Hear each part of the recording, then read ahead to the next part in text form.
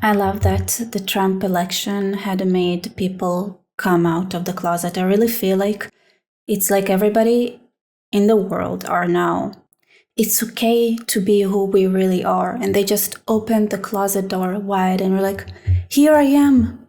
Really reminds me, there was a period like that we went from being happy, gay is not okay, to being gay is a-okay. And everybody started coming out of the closet. And it's kind of the same thing that is happening right now.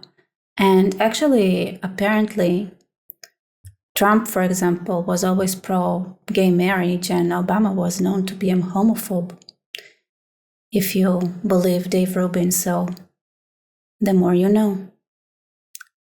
Anyway, now our people are coming out of their metaphorical closet and admitting how much the foreign influences, the political stats in their country is actually unelected, bureaucratic, woke, and they hold the whole elected governance and other things that are not under their control of the woke elitists. Basically, they were holding and squeezing the balls out of everyone. And here's an example. Actually, this is more positive because the outgoing Israeli ambassador, US Mike Herzog, actually shared his achievement with blocking one of those attempts by the United States, but he didn't manage, for example, to block the attempts to sanction Israeli citizens and American citizens in Israel who did not behave according to the woke agenda. Outgoing Israeli ambassador to the US, Mike Herzog.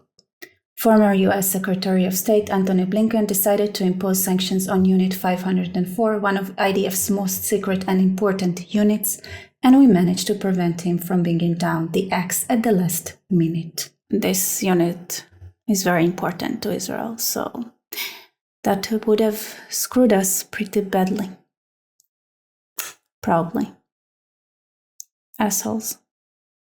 This is how you, on one hand, pretend to be pro-Israel and on the other hand, do whatever it takes to make sure that we're gonna get butchered. The US State Department has an office dedicated solely to monitoring Israel's use of American ammunition.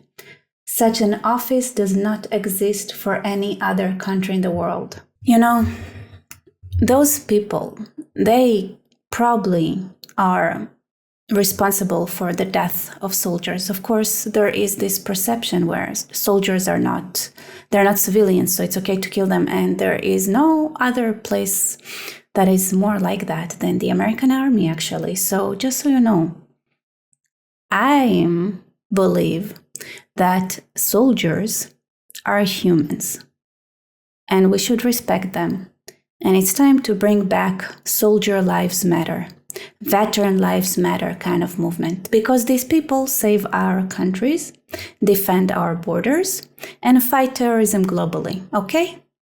So being monitored like that is great if it was not every effing bullet that was being shot. I really said right away when I saw America moving their warships to the shores of Israel, I said that was not to deter Hezbollah or Iran. I didn't believe it for a moment. I just thought they wanted to have an easier access to monitor everything that's happening in Gaza to make sure that if they find even the slightest little thing that could be labeled as maybe unethical, they would run around the world and make sure that they could ruin Israelis' lives and ruin our abilities to devastate Hamas.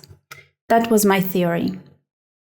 But, even if they had, and also two things can be true at once. They might have moved it, so that there wouldn't be too much of an escalation.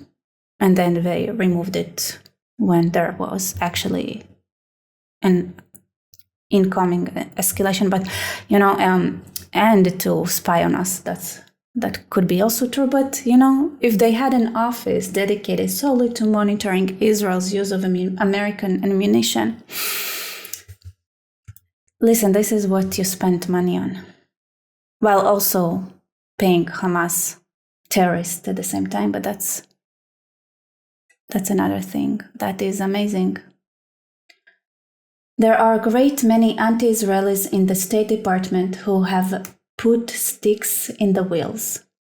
Herzog made these remarks to Israel Hayom. It's good.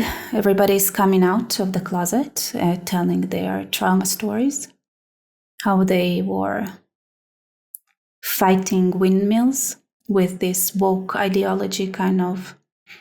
It's amazing, you know. You know that they're screwed and fucked all the way, since what kind of a department that is officially under the president wouldn't give the president the data that he requests because they don't like his election the way USAID did. And now they're getting it.